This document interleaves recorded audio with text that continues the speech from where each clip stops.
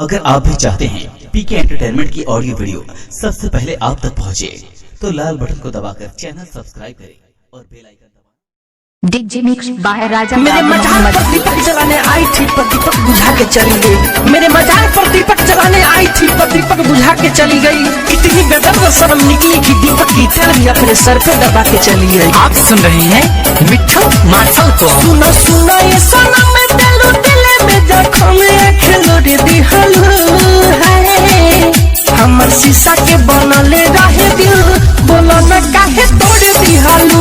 हमर शीशा के बनले रहे दिल, बोलो न काहे तोड़ दिहलो।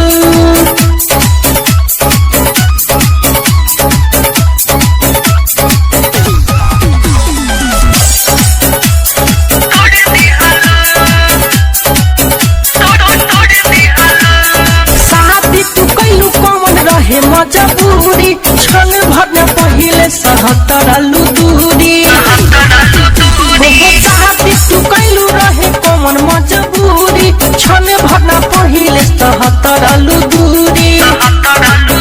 नीचे रहिया में लाके हमके पागल बना के हाथ छोड़ दी हालू। हम शीशा के बनले रहे दिल, बोला न काहे तोड़ दी हालू। हमर शीशा के बनले रहे दिल, बोला न काहे तोड़ दी हालू। Saurabh digital recording studio Motihari.